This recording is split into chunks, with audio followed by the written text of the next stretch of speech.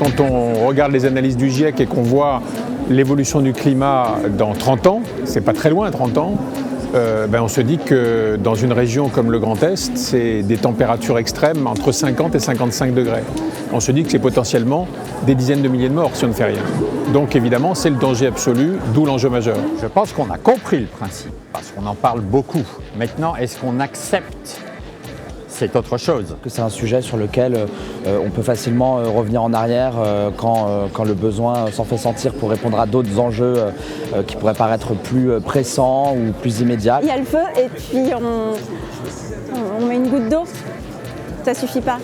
La société n'a pas pris la mesure. Un certain nombre de personnes en ont pris la mesure, beaucoup de citoyens oui, d'autres non. Et puis on voit bien que du côté d'un certain nombre d'élus, malheureusement c'est à géométrie variable et qu'il y a de la prise de conscience à un moment donné, mais quand il y en a un qui crie plus fort qu'un autre ou qui agite les peurs, eh bien on repart en arrière. Et si j'ai une baguette magique, je fais en sorte que l'humanité entière prenne conscience de la situation dans laquelle on se trouve. Agir tous les jours en essayant d'accompagner la transition énergétique, donc que ce soit au niveau du travail et à la maison. Bonne question. Non, je crois pas.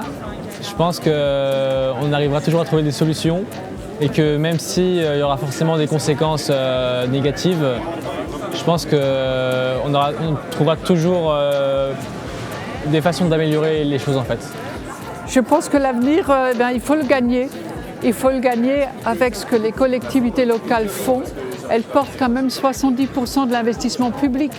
Nous sommes les acteurs des grandes politiques énergétiques. Pas directement parce que je considère que c'est à peu près inéluctable, mais que quelque part j'ai l'impression de faire des efforts pour permettre de l'atténuer.